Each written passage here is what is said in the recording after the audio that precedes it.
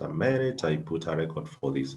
All right, so my name is Gabriel Nyamo, and I'm a director with a company called Inquest Research and Consulting. We are glad to be your host for this program. Our vision is to transform people and organizations for growth. And this is part of our transformation and growth services that we do provide in the market, alongside many others that probably will come to interact later to see.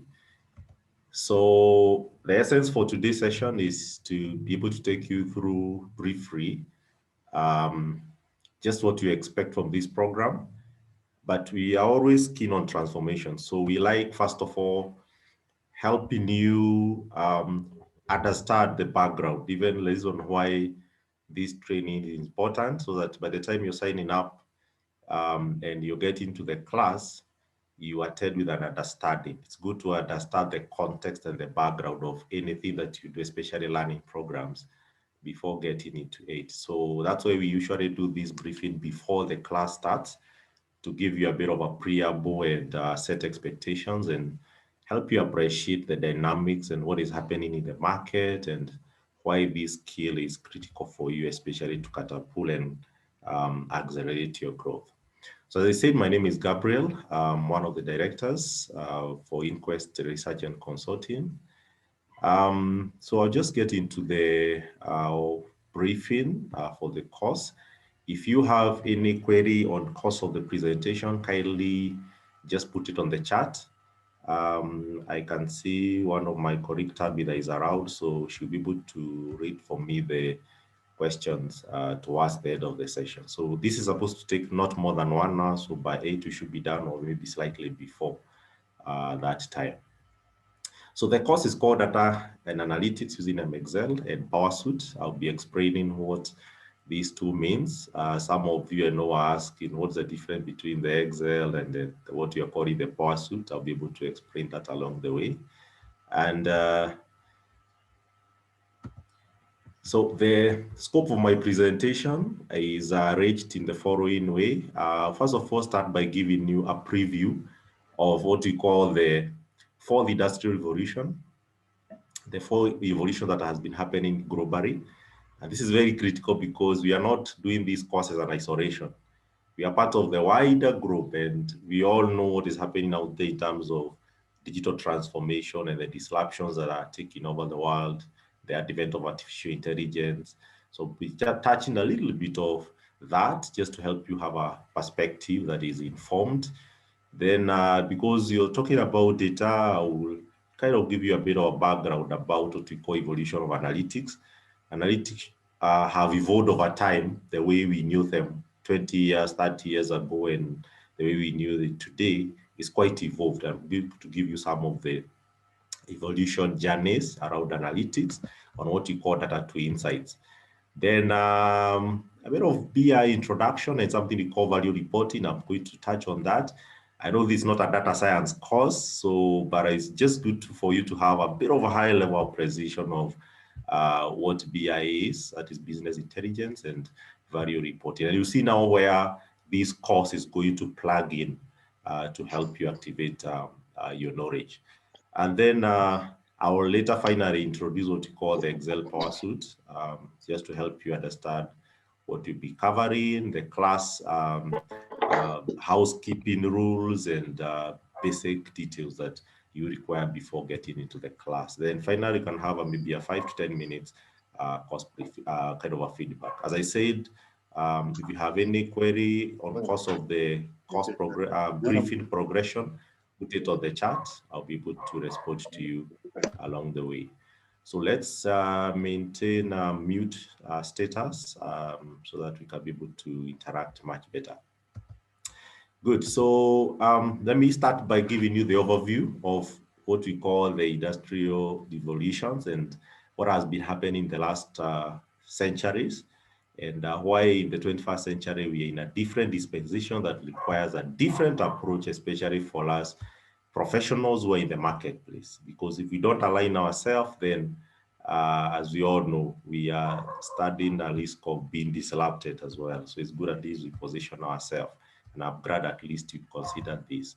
So there's four industrial revolutions that has happened before, as we know them. Some of them I know we read them on history and in our historical journals. And for those who are very keen on reading the past, you probably are very familiar with this. We all know started with what we call a first industrial revolution back in 18th century, just before the scientific uprising, which started in 16th and 17th century. This is the time we were all proud to have introduced what we call mobility. Mobility, just to have machines that can be able to move us from one place to another, mechanics that were able to be used in some basic machinery through what we call the steam engines. We all started there. And then in 19th and 20th century, for the first time, we got an invention of electricity and magnetism, and we started now seeing a bit of more modernized mechanics again, but a bit in a more modernized way, where you could use electricity to power. This was like the energy in a new kind of form. And this, of course, so has now been able to manufacture and start what we call the industries themselves, where you could start processing things, whether it's food processing, a bit of mechanization, even in our farming and many other aspects of the sector globally. And this introduced what we call mass production. Now we started now getting more production for various things. Then in 20th century, we got into another dispensation, which we call the computer and internet based.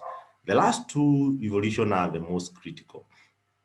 The computer and internet based knowledge, this is the first time now we started getting out in the computing world, where we could now be able to process information.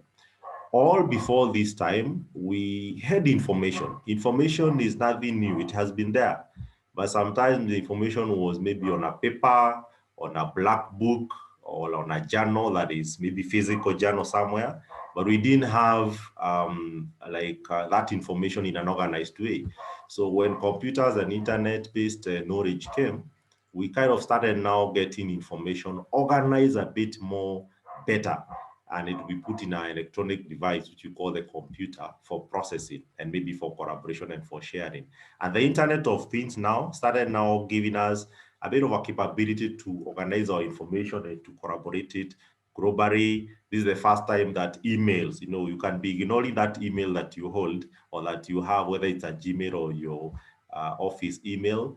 But you can imagine this was a huge disruption that now we could even be able to communicate using something like just an email, using the internet, because that's purely you will use the internet for. So this was what was happening in that industrial revolution. And I know most of us have got this when, especially you're getting to the job market. My background was in the banking, and I remember having joined the banking almost around 15 years back. And it was that time, the first time banking were going through what you call automation, the first wave automation, which happened around between 2000 to 2005. And it was such a huge thing, that people are fearing that these computers are coming, we are going to lose jobs, and it's going to come in to replace what we do. We didn't have to require a messenger now, because you can electronically send information, and it's quite a kind of a very eventful transitioning. Just the way today now people are fearing the artificial intelligence and machine learning, things that are coming to replace our human judgment. So after 20th century, now we are in what we call the 21st century, what we call the fourth industrial revolution. For those who are in corporates, you will hear this terminology a lot. Most companies are saying they want to go into what we call Industry 4.0. That's a conversation that we engage a lot in the world, in the business, in the marketplace, because we do a lot of digital transformation consultancy services. And you'll hear organizations saying, we want to get digital transformational, and we want to start adapting big data and artificial intelligence, more of intelligence within their decision making. And that's now what we're calling the artificial intelligence era, which is the Industry 4.0. Of course, it's powered by many other things. In the earlier century, in the earlier revolution, we had the information organized. Too much information. Social media came, and therefore there was a lot of information, collaborations in terms of the cloud. People are storing information on the cloud. Some of us, the first time you opened that, what you call the Dropbox, the Google Drive, was back more than maybe 12, 13 years ago. And people started getting all this information. But now the question was, what do we do with the information? So there was too much information. But in terms of now, how do we deduce value for that information is what brought in the aspect of what you call the intelligence. So the combination of intelligence and information is actually what is now powering the fourth industrial revolution. So how can we be able to learn? How can we be able to be more intelligent using the information that we've gathered over a period of time? We have databases in our workplaces, we have the internet of things, and a lot of humongous information.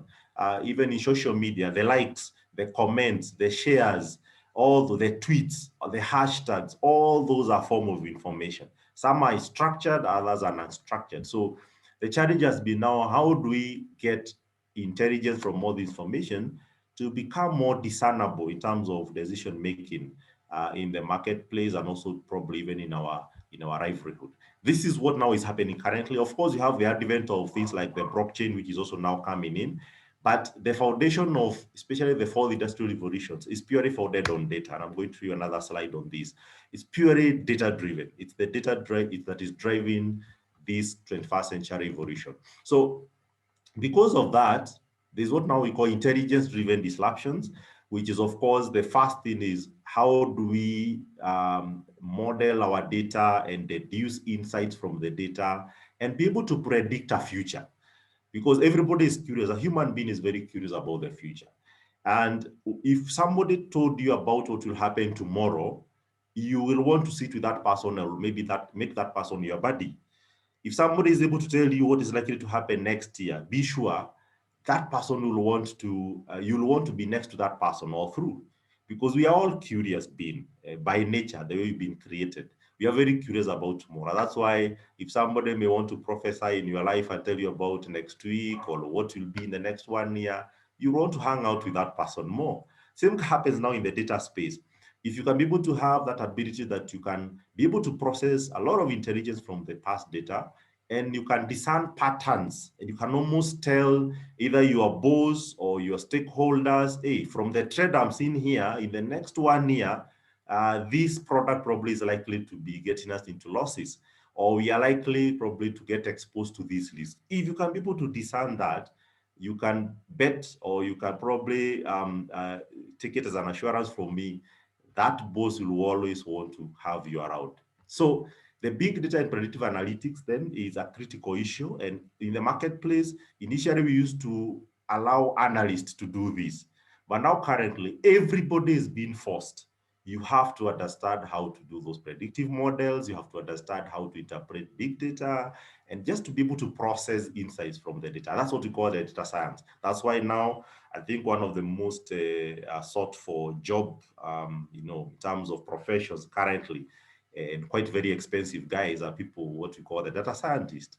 And gradually we have few here. I can see my colleague Alfred here, who will be your trainer. He's a data scientist. So it's one of the highly coveted job currently, because every organization wants to see how do we make sense of the data that we have and be able to discern tomorrow using some patterns that we have confidence with. Then besides just having the predictability, then we have now the replacement of judgment, where instead of a human being making a judgment or making a decision, how can we train our machines? We call that machine learning. So for those who may not have a background on this, machine learning is not something so big. It's just how you train a computer to interpret patterns and use that interpretation to kind of deduce a judgment and kind of almost replace a human being. That's purely what you call machine learning. Deep learning is also part of that, only that in the deep learning now is like the way human beings learn. When a child is born, we all know a bit of psychology, a bit that we learn through observation and neurosystem programming that happens with our nerves, that are pockets of, they kind of carry pockets of information. And that is how a child, when he's born, keep learning observing and then feeding that information into the neural system. And through that, the child is able to have an adaptability.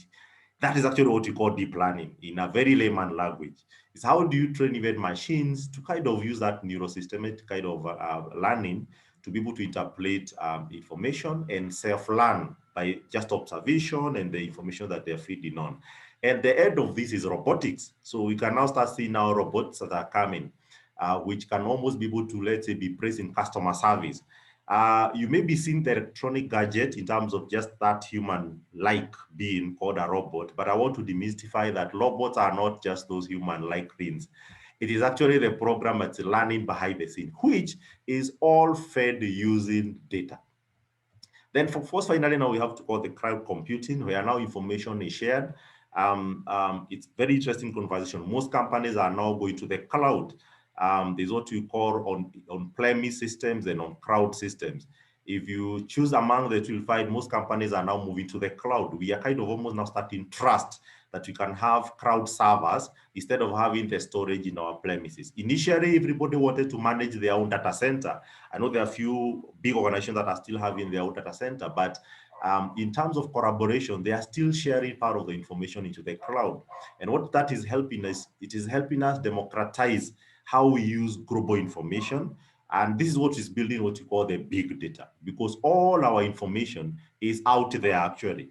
The time you're using that Uber, the Google Map, maybe you're trying to use the Google Map to search a place, your search on Google, your location settings, your likes and comments, your shares on your LinkedIn or in your Twitter, all that is somewhere stored in the information. In fact, I usually say that the cloud has more information probably than we even ourselves probably know about ourselves.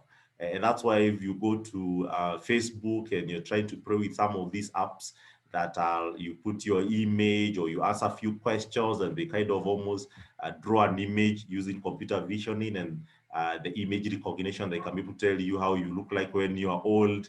What you don't know is like actually your feel. That's part of deep learning. You're actually training that machine in accuracy. And when you're commenting there, wow, this Facebook kind of know about me. What you don't know behind the scene is actually that you're actually helping the Facebook algorithms becoming more intelligent. But most of us are very ignorant on what is happening. That's purely a big data issue, which is actually is helping retrain some of these algorithms to have more predictable judgment that is more accurate in future.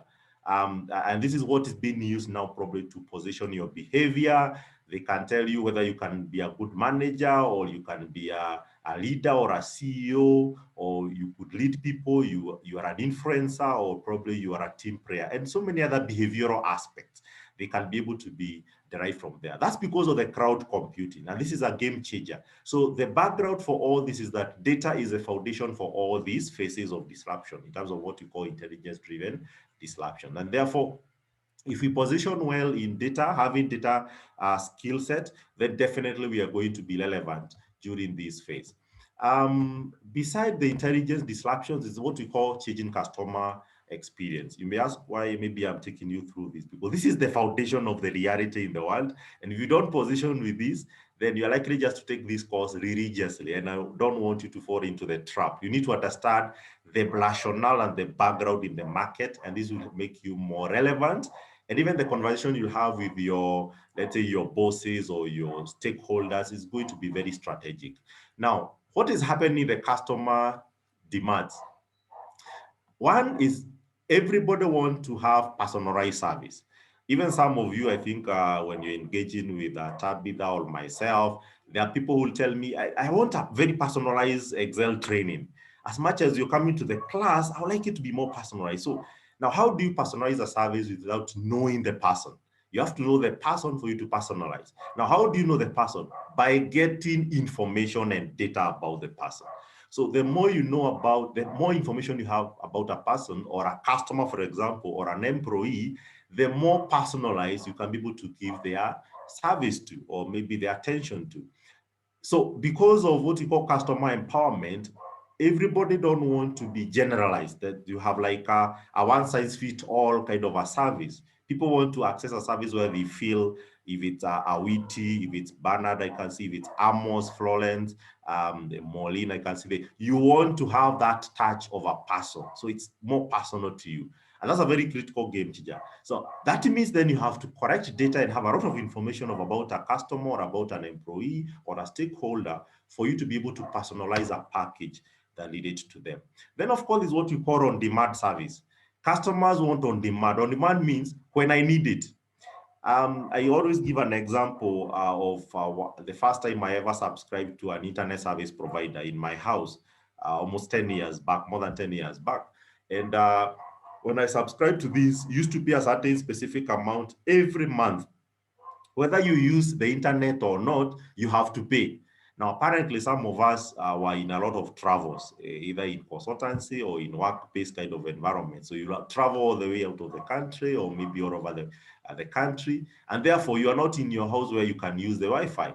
But at the end of the month, you still are supposed to pay that 5,000 every month. Now, that was like that you're just paying something that probably even you're not using. I think around 5 years ago, the same service provider started engaging us, and they could tell us, if you're on travel, you can now stop the service. And when you come back, you can come and continue utilizing the service. That is what you call on demand. That means I don't have to pay for that internet subscription 30 days in a month, yet I'm only probably in the house only, few weeks or 1 week or 2 weeks. And I remember one of the times I was traveling, I had to stop. You stop the subscription. Then when you come back, you kind of come and reactivate again. So what we call that is on-demand service. Customers are demanding that, can I pay on demand when I need it? When I need it, how I need it, not necessarily just paying something in a blanket. Now, how can you do that without, first of all, again, correcting the customer information? That's again become the question. So the data is still the raw material for offering on-demand service. Finally, is what we call differentiation. How do I differentiate Eric from Amos, from Isaac, from Alfred, from Tabby? I can only differentiate service to you, of course, having known you more. I need to know whether you have newly married, probably, or you've just gotten a baby recently and personalize the service to you, or what you call customer engagement to you. So if I know that probably you have just gotten a child, then probably I'll try to position messaging. And I know you found some of these apps on Google Play or Apple Store that you will always find like they are following you. It's like they are spying you generally. But it's because there's a lot of information they are picking. They know where you have traveled. They know probably you are out of the country and therefore you've just come back. And you find a very customized kind of a messaging coming to you, and even offering a certain service proposition that is unique to you. We call that differentiation. So you cannot differentiate again without data. We call these customer experience differentials.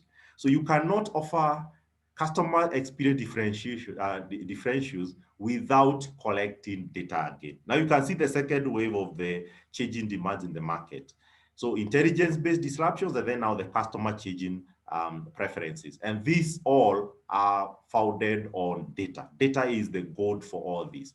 Now, because of this background, every profession, and I know most of us are coming from different backgrounds. Some of us are in finance, others in HR, others in operations, and various other disciplines. We are all then forced to adapt what we call adaptive learning. And adaptive learning, of course, is where we have to keep learning based on the changing environment, not on a very predetermined path, not necessarily. We learn on the go, in short, just learn on the go. As things change, we are changing. And that's what we call adaptive learning. Now, beside you having your professional domain, which let's say you are an accountant, you're a finance person, you are a sales person, you're a HR person, we call that domain knowledge.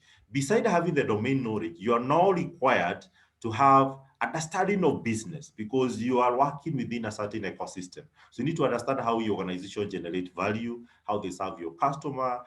I don't just mean the product knowledge, no. I mean business knowledge itself, understanding how value is transmitted or transferred from your organization or from your business to the market.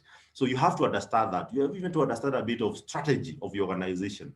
So after that, then you have to become like a consultant, because you are a knowledge expert. You all know that currently we are more preferring what we call knowledge workers than probably transaction workers, because transaction workers, you can almost easily replace them using a machine or using a robot or AI. But knowledge workers are a bit more preferential, where they give knowledge. They become kind of consultants within the organization. So whether you're an accountant or you are a finance or a HR, you have to have a bit of consulting knowledge that helps you probably influence decision making within the organization.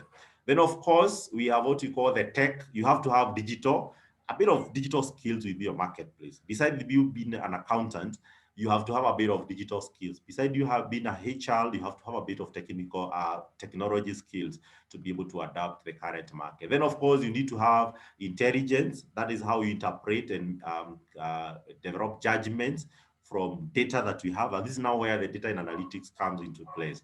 So then finally, you have to have a bit of predictability. You need to help the organization discern the future. If you become a fortune teller for your organization, the organization wants you more. This is something that has worked for me all the places I have ever worked, that I was able at least to be able to position myself well in terms of being able to give some discernible insights for future. And I will tell my bosses, from the data we are seeing here, this is where we are likely to land.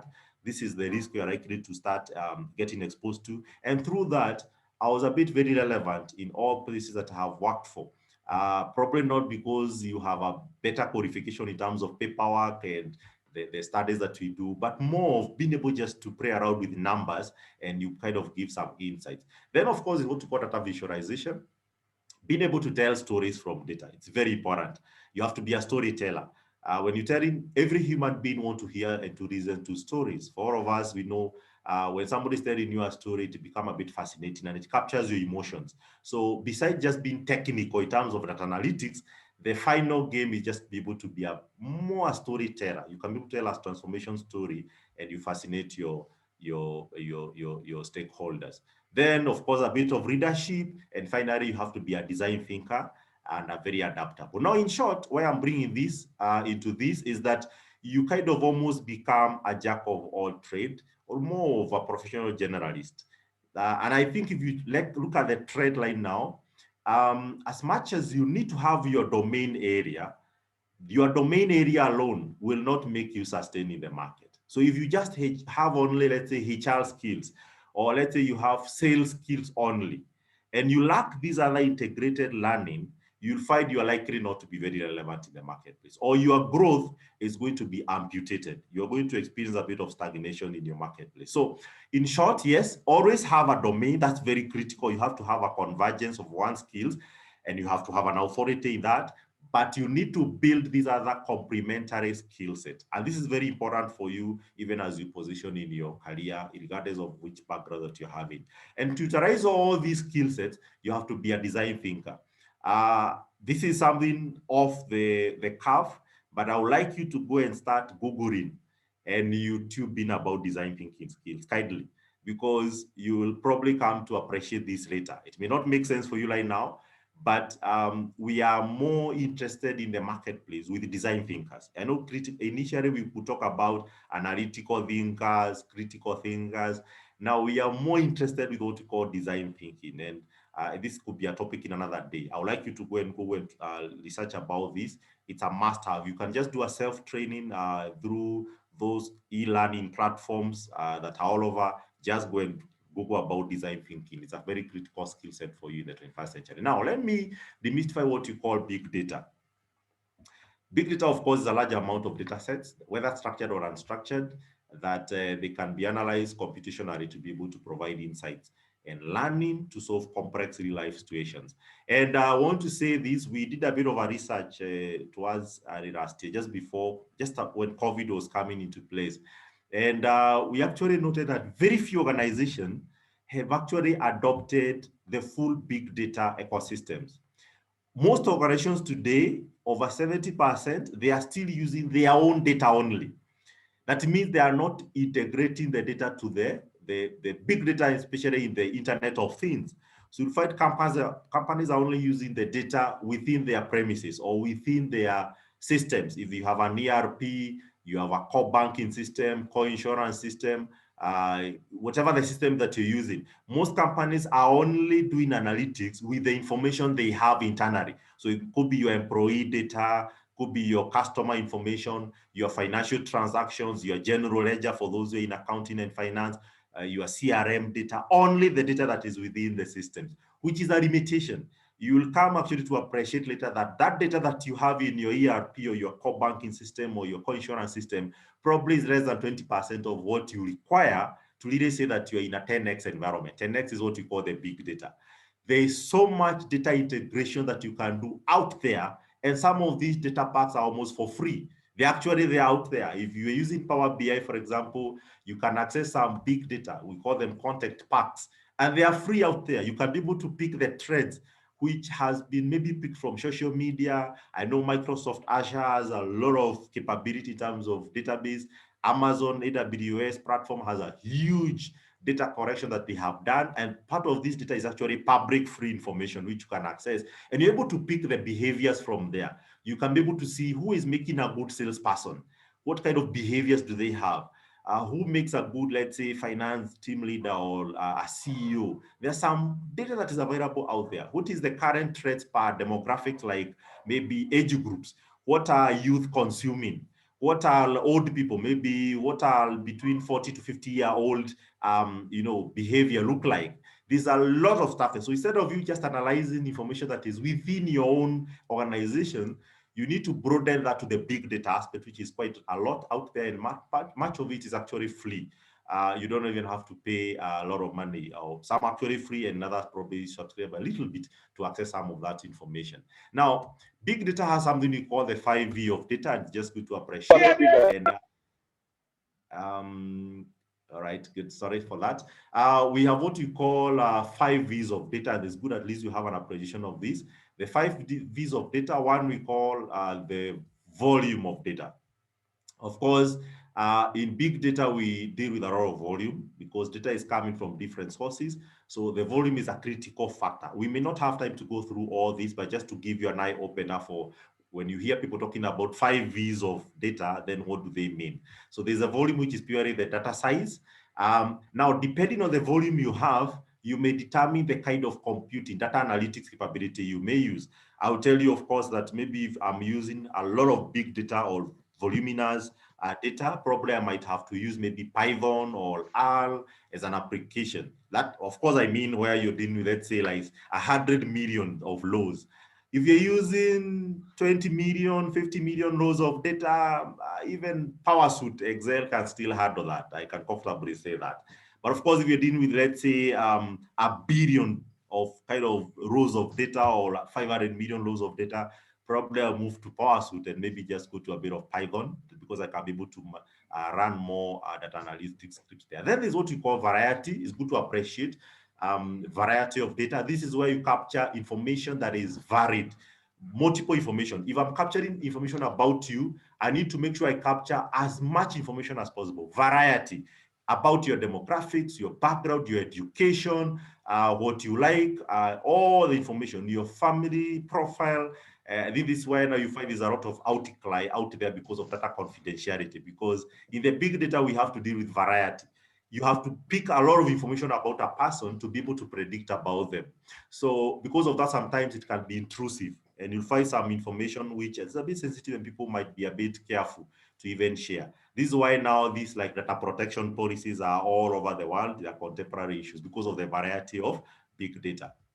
Then is what we call veracity, the certainty of data, because sometimes data we correct may be biased based on circumstance or may be biased because of a situation. So there's what we call the veracity of the data. Then there's what we call the value of the data. Data must have some value, and this value must be business context. And then finally, we have velocity. I'm running through because this is not something that probably can cover for now, but it's good for you just to have an eye opener. You can go and even Google and search, and you see the trends around this. And it's good as a data scientist or as an analyst, you have to appreciate some of these back in your mind, even as you offer the analytics function in your organization. So there's what we call the velocity, the speed at which you correct the data. There's some data we correct maybe in a frequency of once a month, once a week, once a year. And the frequency of data in terms of velocity also determines generally the quality or reliability of that data. If you correct information only once a year, like a survey, I always talk about this in most of the workplaces when I give some talks to management teams. If you focus so much of doing, let's say, an NPS survey or a customer satisfaction survey or an employee satisfaction survey, and you're doing it only once a year, that's already a flop. That's not something that we advocate in big data, because that data may be a bit biased based on the time you're taking it. If you take maybe a survey in April, there could be environment around that time which could maybe influence how people respond. But if you correct the data every day or every week or at the end of every service touch point, then of course that data become more reliable. So you have to be very careful even as you get into analytics. The more frequency of data that you receive, the better it can give you more discernible prediction. Now that's very critical. Then there are some other aspects of big data which maybe you just need to have an appreciation in terms of language. For those that may progress to do what we call Power BI, which is, we highly recommend that after this program, Power BI training, for especially doing those intelligence dashboards and all that, you interact with something we call NLP. NLP, it's natural language processing or programming. And this is where you can be able to use layman language. Just the way you go to Google search and you search something, and the Google is able to give you a lot of information about whatever you're searching. We call that NLP, natural language. Most of the BI tools, business intelligence tools, they have a NLP, including Power BI, where, for example, once you map your data model very well, you can go there and search average revenue per customer per branch, and automatically it draws for you a chart without you having to calculate anything. Just type in average or type in maximum sale in January 2021, and automatically gives you, this was the highest sale. Average, cost per department, and automatically gives you that without having to type it. That's part of big data focus areas. We call that NLP, and it's quite a very game-changing experience. Then you have what we call computer visioning. I know most of us have already been a victim to these in the some of the apps that we use all over the internet, in Facebook, in Instagram, in TikToks and all that, and they use a lot of computer visioning. Most marketing agencies will use computer vision, and they are all data-driven. The image is part of data. We call it metadata. It's part of data. So, but now the system is able to the computer is able to have the vision, just the way you have your vision. This like image recognition, that's part of data still. So that is being used especially in marketing a lot. Marketers, for those who are seasonal marketers, generally computer vision is a must-have skill in your marketplace as a marketer. Then we have what we call machine learning. I think I talked about this area. It's been used in like in talent management, in resource planning, and many other applications in the world. Then finally, we have what we call digital assets, more powered by blockchain technology, where we're able to develop what we call intelligence-based or intelligence products development. And probably this could be another conversation for another day. Having said that, that was just to help you understand the global trends. So this is what is happening in the market in my first initial presentation. So I want just to confirm that we are together. Again, just put for me a Y on the chat. If you can, you're following me up, just put a Y. I just want to make sure at least you're still following up. Somebody's asking a question. I'll revert to that later. Type a Y. Thank you, Eric. Thank you. Just to know that at least we're together. Thank you very much. Let's continue. Now, let me give you an evolution of analytics. As I said, analytics have evolved over a period of time. And before I get into the evolution, I want to define what is analytics and what is metrics. Metrics is just raw measurements that we get from observation of an event. The way you record a sale, you kind of record the time taken to serve a customer. All those are low observations, and we call those metrics. But then analytics, what we call data analytics, is actually now the information resulting from systematic synthesis, how you synthesize the raw data, the information you pick. Sometimes people will like calling it the knowledge or the learning you get from the data. And that's what we call the analytics. The analytics actually has to be something that you have processed, and then through a systematic synthesis, and then of course you get to draw some insights from that. And I'll give you some of the examples in the next slide. So a typical data evolution path follows through this process. We always start with the raw information, which we call data. A good example is that you record the length of service, the turnaround time, the SLA, the cost of, or the revenue that you get. just a basic measure in a day-to-day typical world. Your concern around the data is what you call integrity. And I believe this is something that most of us have interacted with. You always are questioned, is the data really, does it have integrity? Or probably the information is not, probably you have wrong dates. And I know most of us have this challenge, capturing the dates in the long way. You're mixing where you're supposed to type data, maybe in form of numbers, you mix it with text, or where it's supposed to be text, you put in numbers. That's a data integrity issue. Or maybe you're supposed to type a KRA PIN number, which should be 11 characters. Instead of 11 characters, you maybe have typed only 7 characters. Or a mobile phone number that should be 10 characters, you type in 9 incompleteness. That's a data integrity issue. So if you're struggling with all those, what I've mentioned, or maybe data seated in different places that is not coordinated, that's a data kind of a phase of evolution. And the first phase 1 of data evolution. After that, we have now what we call information phase. So after data, you go to information phase.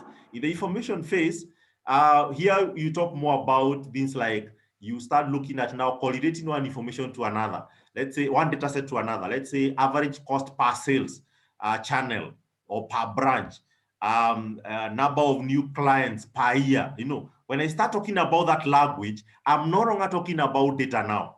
I have gone to the information stage now. I'm talking about an average, and I'm comparing multiple things. Sometimes we call them dimensions, data dimensions. So you're now arguing your data, seeing it in the lens of another dimension.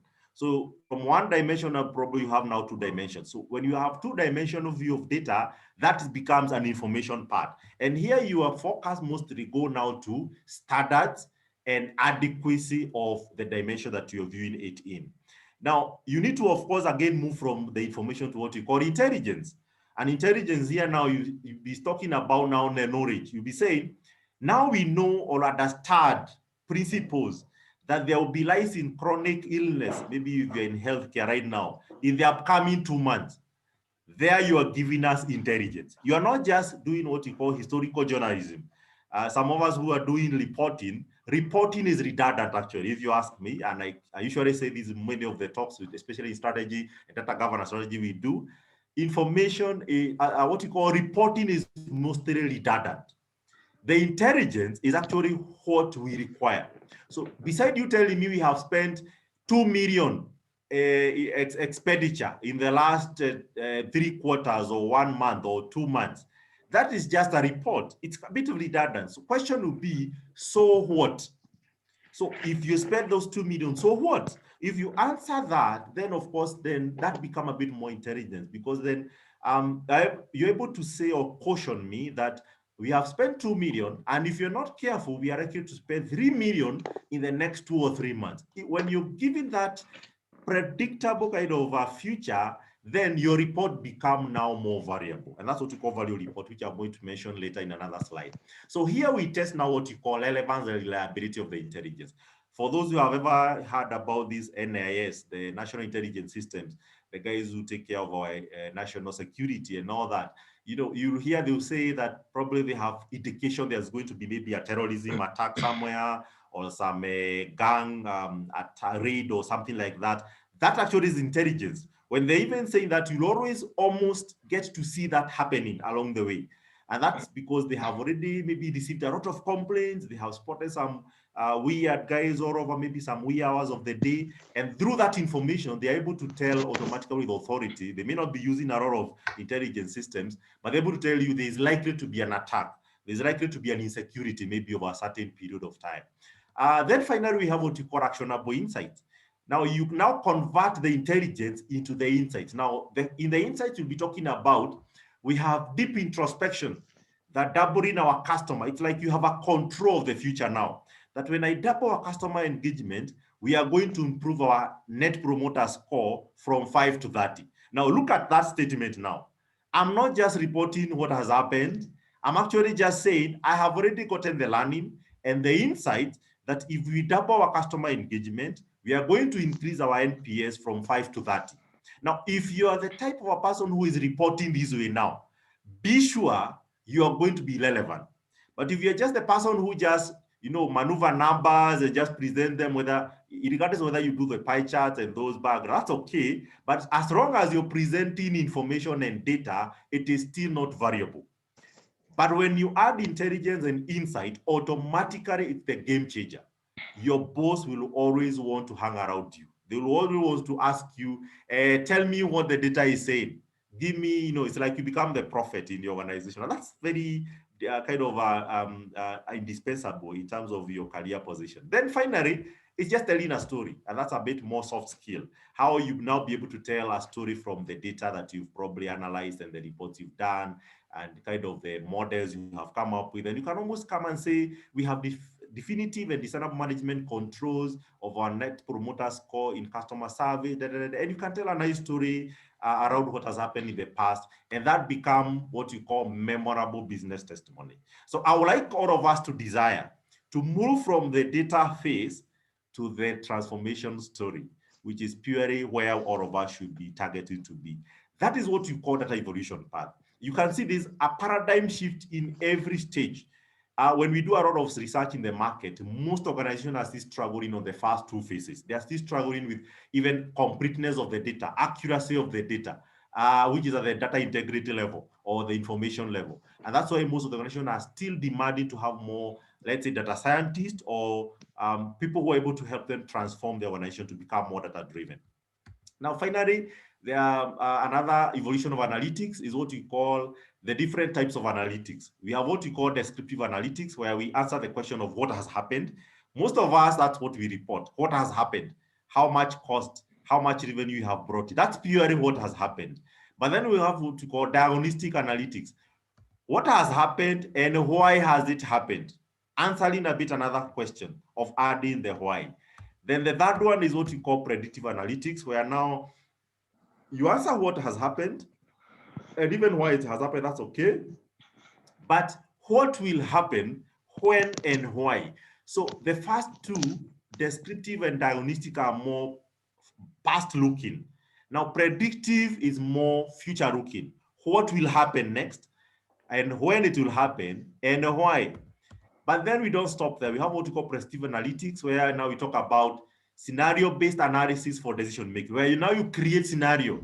It's like you now are saying, yes, this is what is going to happen. And if scenario changes, we call those like what if scenarios. If the scenario changes, you kind of can almost give a model. This is actually where now you start doing what you call modeling, where you create a model with the scenarios, and you can almost now say, if the situation changes this way, we are likely then to get this kind of an experience. If you have been following what was happening in the COVID-19, guys who are doing model, I know there are some that were not necessarily using very accurate modeling, but for those who are experts, they were able to almost give us prediction or even the second wave that we have in line now, the second strength of this COVID wave. And kind of some of the models were a bit accurate on what actually we are even seeing right now today. So that now becomes a bit of prescriptive. Kind of you are almost able to build scenarios that if this changes like this is what is going to happen. Then finally, we have what you call cognitive. Cognitive analytics are more based on being able to we call it autonomous learning, where now you don't even have to be you as an individual doing this. It's actually the machine doing it on your behalf. Autonomous is where a machine learns on its own. It does not require you completely. So the system will almost be able to profile the data, self-learn itself, we call that autonomous learning, and automatically prescribe cognitively to a customer. So maybe the system have already recognized that maybe the last time you bought a mobile phone was 2 years ago, and it can automatically tell that mobile phone probably right now is already redundant, and maybe you'll see something being sold to you automatically by a robot. That's an autonomous learning. That's the last level of analytics that we are currently seeing in the market. Of course, that has a bit of machine learning that you have to understand before you get into the autonomous learning phase. And now let me, in the second last chapter of my presentation, let me talk about business intelligence and how reporting has changed over a period of time. We all need to move from where we were asking questions around investigative audit reports, where when you do a report, your boss, first of all, suspect that the report is not accurate. We need to kind of try to move from there. And I'm speaking this from market experience. where when you present something, the first question they both say, is this data or report accurate? We need to move that to a paradigm shift of where somebody is asking you, what do we do about it? That's a bit more proactive kind of inference, where we stop the aspect of looking at the, like an auditor, the lens of an auditor, whether the data is accurate, is complete, is the report okay, to the level of what do we do about it? Because when you have a control then of what we can do about it, then we can control about tomorrow. So because of that, there has been several stages of evolution of reporting. Reporting started from what you call operational reporting. Operational reporting is just reporting because it is required for you to report. Like if you're in finance, there are some reports you have to give KRA every month, not because you like it or not. I mean, you have to do it. It's a religious kind of an expectation. It's an operational standard, and you have to offer that report for compliance basis. Now, that is the first level of reporting. You need to move from that level of reporting to what we call advanced reporting, where now we talk about proactive operational reporting and benchmarking for decision making. This one is more where now you pick up standards in the market and compare yourself with other peers in the market. We call that advanced reporting, but it's still not the end. We have another one now we call advanced analytics reporting, where now you kind of do modeling. This is now where you do now statistical modeling, like those regression models, root cause analysis, a bit be able to discern and kind of create what you call cause effect diagnostics. So you do what you call productive diagnostics, and this is now where you come up with a bit more authoritative findings from your report that you can almost now fortune tell about tomorrow.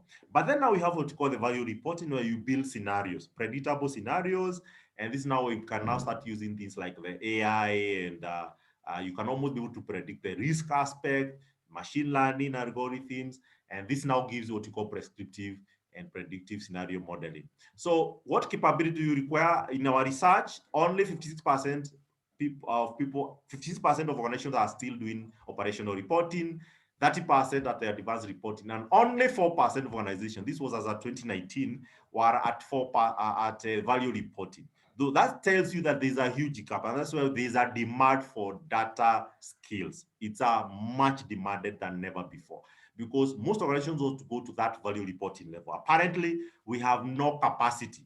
Even currently, I know we do a lot of data consultancy in the market today, in most of the corporates that we have locally and most within the African region. And I can assure you there's a huge demand for data consultants even as we speak right now.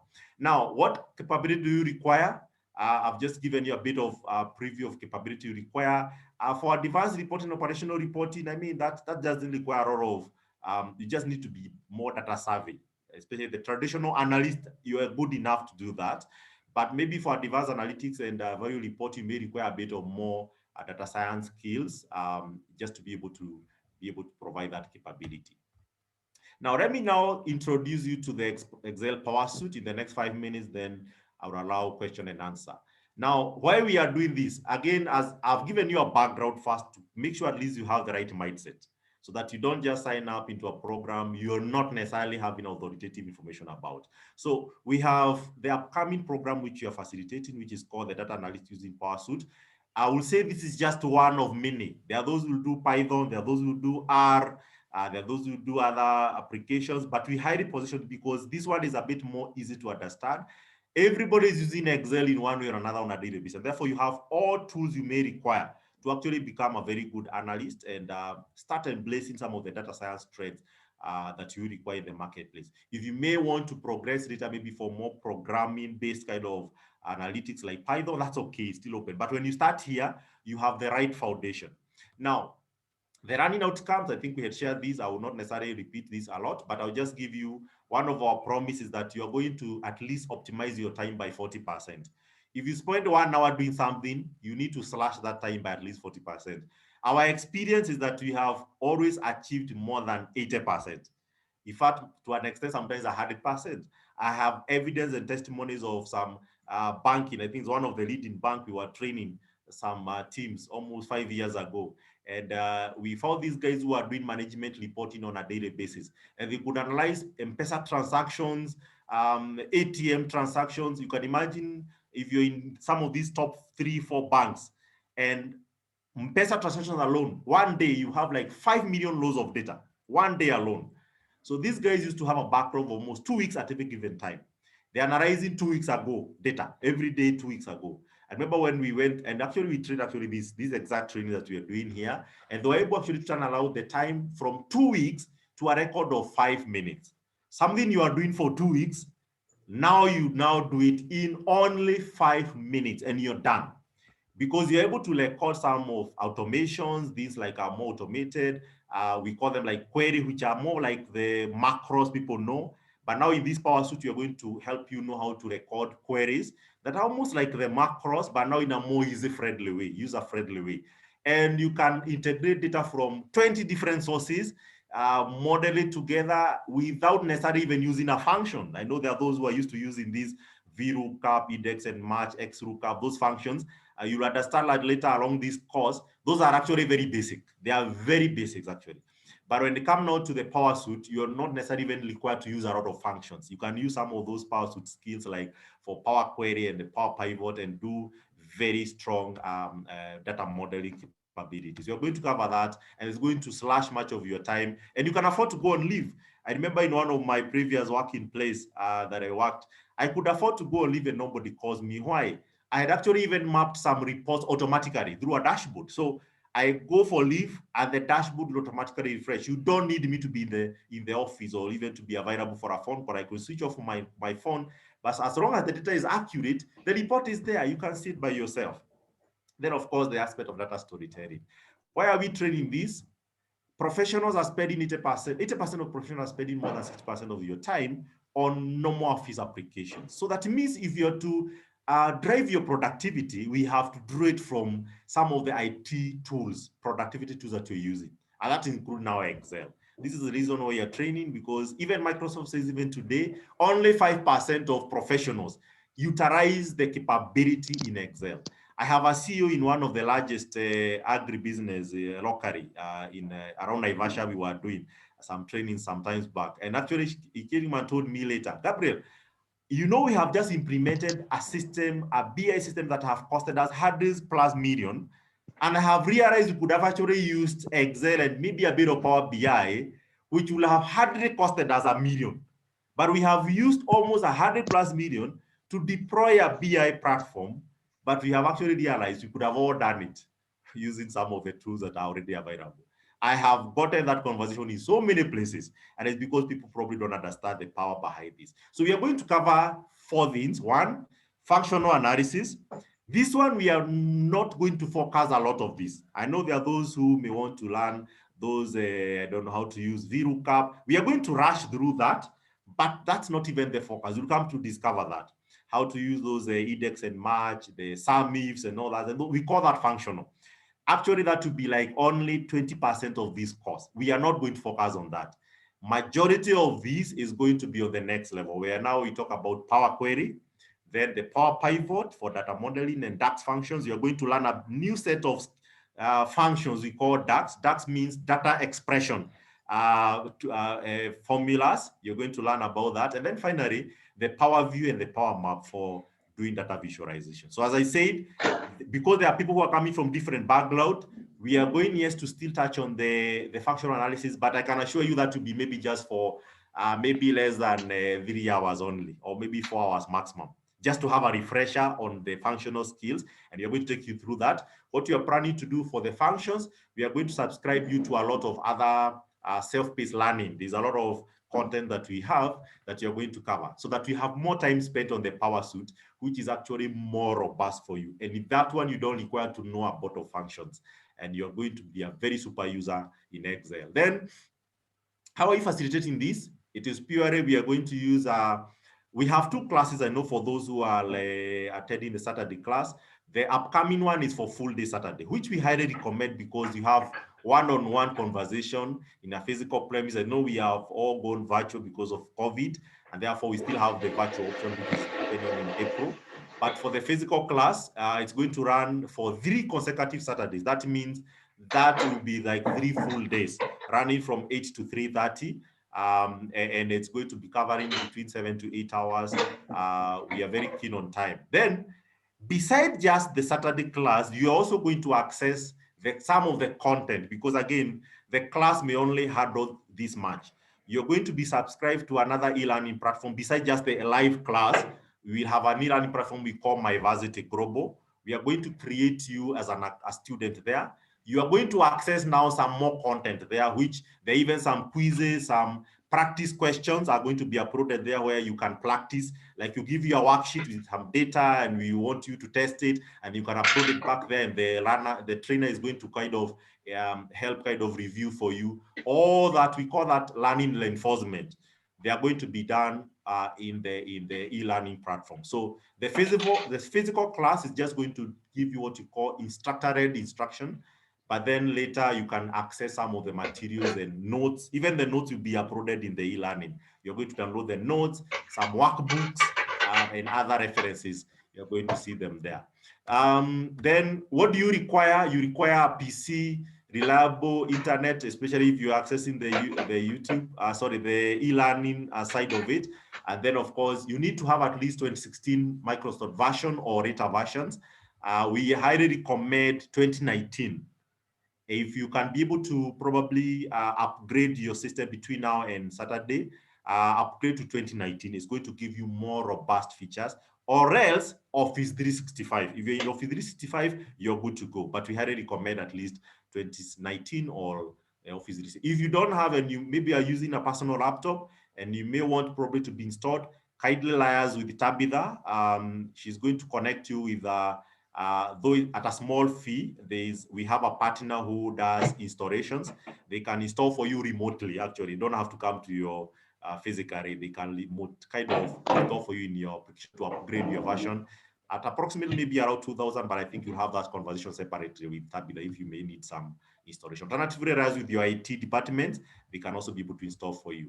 What are you entitled for? You'll be entitled for, notes, the quizzes, the class workbook. Those are called the course resources.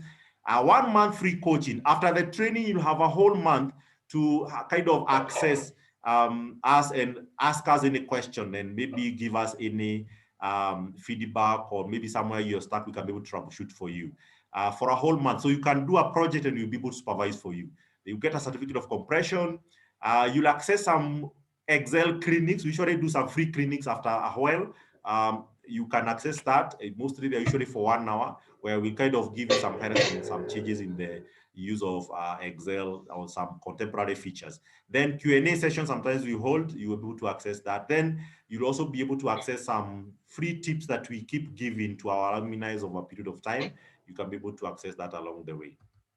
Then, just the payment details, I think you have already been shared with this by Tabitha in other correspondences. So we'll have to make sure you create an account on the MyVarsity. We'll give you details on that during the onboarding. For those, immediately you pay up, you're going to receive an onboarding details with all this information. You'll do some quizzes, and of course, you can always email us in case of any queries. Think of about our project you can do even as we continue with this journey. Housekeeping rules: we don't usually follow any quorum. So if the class is starting on Saturday and it's starting at 8:30, if there are 2 people on board, we start off. If you come late, probably you look for a way of maybe catching up that, and maybe using the notes that you're going to share that. So we are very strict on time. We don't follow, whether it's virtual or physical class, we don't follow quorum. So exactly the time comes and we kick off the class. We identify some class monitors, part of you. And then finally, we kind of highly recommend that you engage us constantly for feedback. And then finally, I have one of your chief instructors called Alfred Motugi on the chat. He's actually currently on this webinar, in this briefing. He's called Alfred Motugi. He's a data scientist. He'll be your trainer from Saturday. And he's one of the most experienced guys that we have as a data scientist. And therefore, you'll be learning from the expert. I also will be supporting the learning behind the scene. I've also been a trainer as a data scientist as well. Though for this particular class, Alfred is going to be the one to be facilitating for you. So I think that's the end of my presentation. I'm going to stop there and allow some questions. I can see there's some questions that have already been posted on the group. We can probably just be able to respond to some of them. If you have not posted, kindly do so. Let me read through just a few that I can see. Then we can end the session. So I've seen a question about the Power BI. Let me see, Maureen. Your skin, how much is the Power BI? We are going to respond, Tabitha, pick that up. We are going to respond to you on email about the Power BI. The cost is almost the same actually as the one for Excel, though it's slightly higher a bit. It's usually charge around 30,000, but you're going to get the campaign around the next class for the Power BI. So we'll share with you the more details about that, Maureen and the rest who are interested. Let me pick the next question. This is from right, good. Then there is the e-learning platform paid or pay separate. No, Maureen, the e-learning platform, as long as you have paid for this class, you'll be subscribed automatically to the e-learning platform for this course itself. So it is not something extra, no. It's already part of the package. So, and you will have an access in the content for the next 3 months. So you can always replay the content there for the next 3 months. It's just to help you kind of sediment your learning. Aluko Marvin, would you mind sharing the PowerPoint slides for payment method, please? Yeah, kindly, we will do that. Marvin, I will circulate the video link, so you'll be able to replay this video later if you may want to have any reference. So, and the presentation I've already done is part of that video. Yes, we are going to share the payment method just immediately after this. I know we had already done this for those that we have emailed, but you have not received this, kindly, Tabitha is going to engage you. She'll pick that, Marvin. Tabitha will be able to engage you. Jack, do you offer R? Yes, Alfred actually is a guru in R, statistic. So we can also engage you. Even for those who may want Python later, we have a whole calendar for those who may want Power BI, Tab Video, Starter, eViews, all statistical applications. We do offer SARS and all those others. So yes, we offer all of them. We are going to share more details on the same. Maureen, thank you for your comment. You're very much welcome. Susan Robert, you're asking where will the class be? We usually have 2 venues, one in Westlands, another one in Parklands, depending on the number. When we have more than 30 people, we use Westlands. If it's less than 30 people, we use Parklands. So I think for this class, we're going to firm up the actual numbers before end of the day for those who have paid. We are likely that to use both either Parklands or Westlands. We have the gap of the two. If it's Parklands, it's Grace Rad Court. It's just near KU campus, the School of Law KU campus, just next there. We have a court called Grace Rad Court. For Westlands, we usually use, that's for larger classes, we usually use Western Height on top, on the rooftop there. There's some training rooms there. So we are going to share more information around that. So you're saying, who do you recommend, live or virtual? Definitely, I think we are all migrating into virtual, but I think we still have an attachment to the having to see the trainer, interact with the trainer. So I would say if you yourself are comfortable with virtual instruction, then of course you can still do the virtual. There are people who are still more keen on the physical class. That's still okay. I would say this, the physical class has its own advantages. One advantage is that they are paced 1 week at a time. So you do a Saturday class, you have a whole week to practice what you have learned. Then you come another Saturday now. So that whole week, if you're very proactive, you're able to exercise and, engage the trainer. Virtual class are usually done twice a week. So you have a class on Monday and another class on Thursday. So it may not give you a lot of time in between, maybe for doing a lot of practices. However, for those who are disciplined, then the virtual class is okay in terms of you can self-pace yourself. So I would say both of them, we have done both of them. We actually have just finished. We're actually finishing another virtual class tomorrow, Thursday, which has already been taking place from 3 weeks ago. So there are people who are okay in virtual. There are those that are okay in physical. They both have pros and cons. So we won't say that one is better than the other. I think it depends more on your orientation yourself. Eager to join the team on Saturday. Thank you, Pamela, and you're very welcome. We're looking forward to engage you. Good intention looking for Saturday class. Thank you, Isaac. We look forward to see you on Saturday. So this particular training is for Excel, just for clarification. That's Amos. Yes, this particular course is Excel PowerSuite, specific data skills of data analytics using Excel PowerSuite specifically. For those who may want to branch into others like Tab Video, Power BI, the R, the Python, of course, we also have such programs. So for this particular one, we are going to use Excel PowerSuite as the instructional tool. I think that's the end of the questions and comments I've seen on the group. Unless there's any other, I think our time is up. Thank you so much for your attendance and your veil. We look forward for those who are coming on Saturday. We are going to engage you. For those who are coming Saturday, we are going to send you the onboarding pack today, especially after your reservation. So make sure you make your payments, reservations immediately so that you can receive the onboarding pack. The onboarding pack will give you the exact venue, the timetable, and even some system requirements and also the access to the MyVarsity platform as well for your practice questions.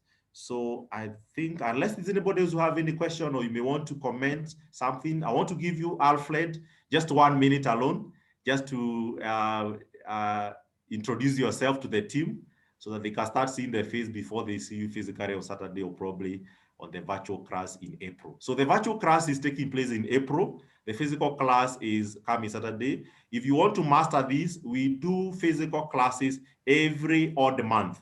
So the next class will be in May, the other one in July.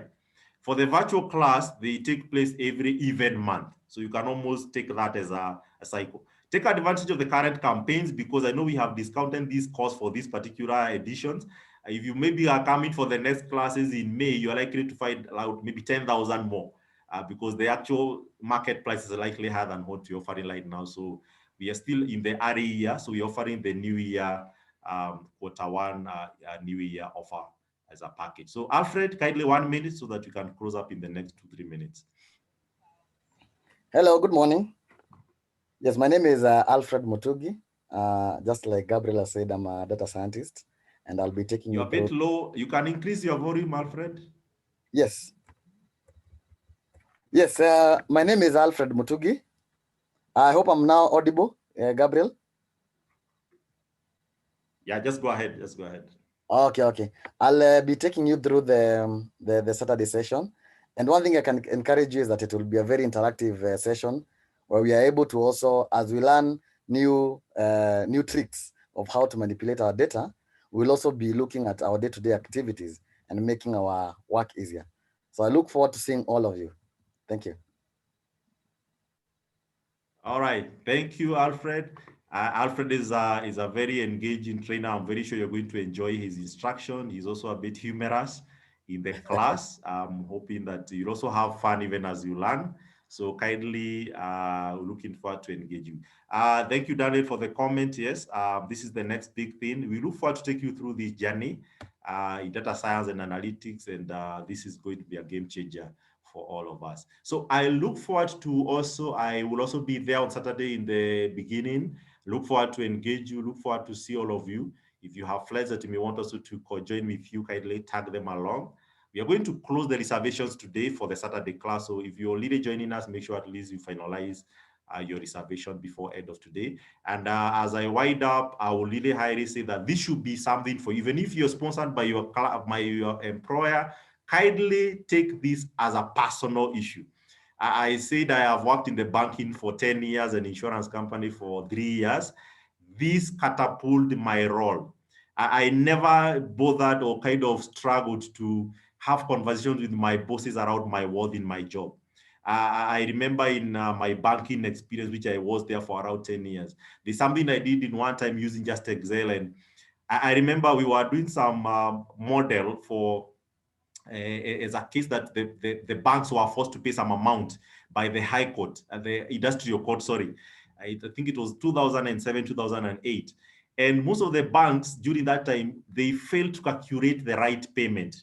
And I remember where I was working, we were able to actually be able to process and model a very, very complex model that we were able to pay our employees within a record 1 month. Most other banks managed to process that within the next 4 months. And I remember during that, receiving all these phone calls all over. We understood that you guys paid this. How did you do it? And even getting some of those offers and counter offers in my experience. I'm just saying this just to say that this is something that can catapult your career. And beside you having an MBA or your master's or your degree, you may come to realize this will be like one of the career accelerator program. There's one of our chief accountant who called us a few years back, having lost an interview, and she was interviewed for a CFO role. And she came and told me, Gabriel, I need to learn this like yesterday. Why? I have just lost an interview because I have an MBA in finance. I am an ACCA and CFA finalist, so he's a financial analyst. But when I went in that interview room, I was given a model in Excel as a test. Now you can imagine you have your MBA, you have a first class degree, you have your CFA, you have your CPA, KU, and your ACCA finalist, and you lose a job just because of a data skill, not be able to know how to maneuver data. She was given a data set and a model, and she could not actually deliver. And that was it. And I will say this because we also do recruitment. InQuest is also does HR services. Sometimes there are employers who are sending candidates to us to test them on Excel. And you are going through an interview process. Then in the middle, you're given as part of the interview, you are given a laptop and some data set, and you're told transform this to this. And you end up being embarrassed, probably just losing such interview because of that skill. So it's something that is very, very trending right now. So if you position it the right mindset, I can almost guarantee you that it's going to be a game changer for your career.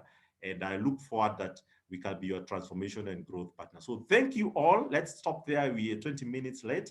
Thank you so much, and looking forward to engage you on Saturday. And for those that are coming for the virtual class, we'll see you next on 5th of April. Thank you very much, and God bless you.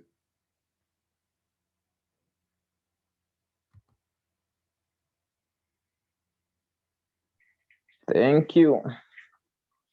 Most welcome. See you all.